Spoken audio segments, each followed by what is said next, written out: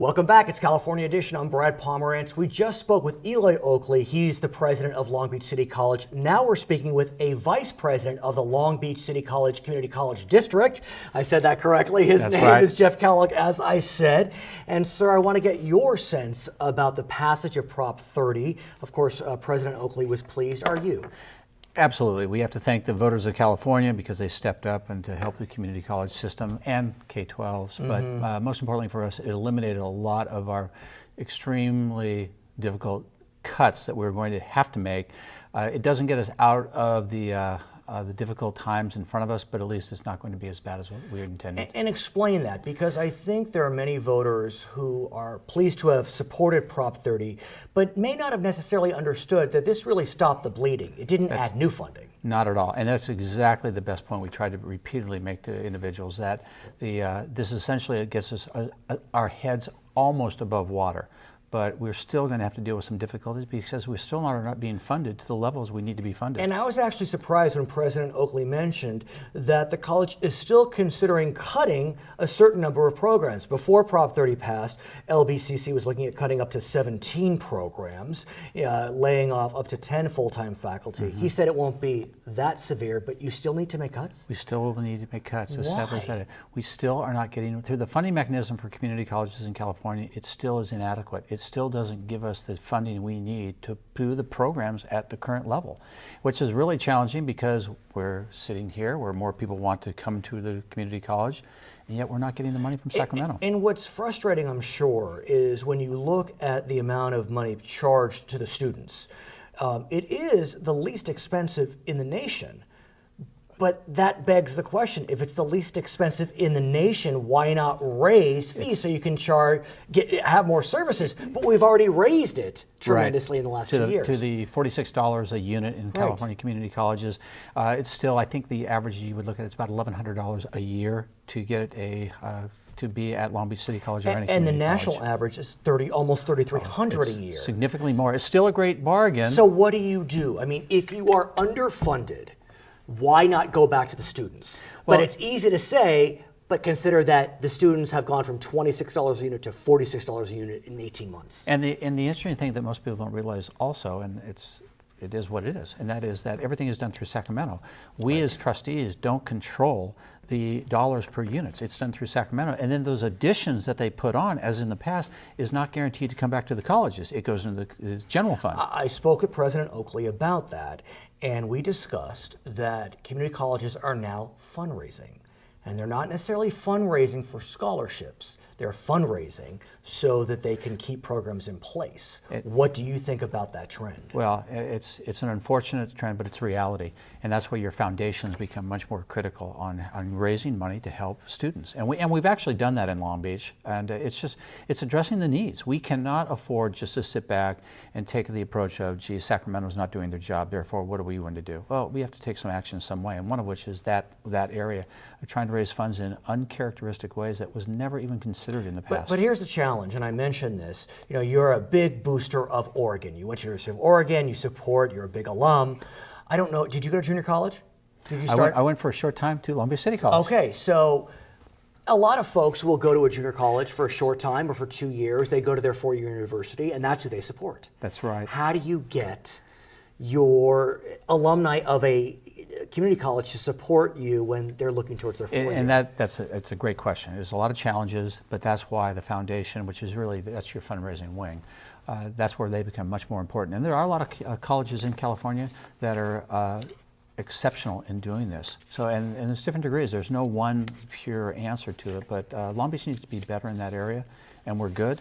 But we're going to have to do better because we can't expect to get any funding from Sacramento. It's just not going to happen. You really believe that, even with the Democrats taking a 2/3 majority, and even with the Democrats saying ostensibly that they want to fully fund higher education? Well, it's interesting because, and here's the answer: in the K-12 system is a strong political influence in Sacramento. UC system, Cal State system. The community college system, even though it has in California 2.6 million students, it has 112 college campuses compared to the UC Cal State. Right. We are the least powerful political force in Sacramento. Why? You know, that's probably a great question to ask, but we're not the ones that spend a lot of money. We don't have the resources as a system. As a system, we're 112 different colleges. We But all you have, independent. what is it, 78 districts? We have 72 districts. Okay. And That's still but, too many. But that's Pursuant to and- the argument. But even though that though in itself is that there needs to be in the future potentially community colleges are going to have to look at changing their structure. I know that it goes against. To what extent? Well, with that's 72 districts. Some of those districts, multi-colleges you have, they really. The system itself is going to have to start looking at how they're going to be different structurally. Should districts consolidate? I believe they should. There's a lot of Really? districts that I think are so small, even though they address a certain needs, and this is the question of local control. You're not going to see that in Long Beach because of the sheer size, but there's a lot of districts that there's less than 5,000 students. They're a college. There's districts that could be, and they could be better served if they were in numbers. Is that point under discussion? I mean, It's always been talked about in the very back of the back room. so what about bringing it to the front room? Well, it's going to take some districts to finally realize that they're going to have to look at joining and partnering. And there's other ways colleges are doing this. For example, we do services in Long Beach. We have adjacent districts in Cerritos, for example, and actually Los Angeles, LA Harbor.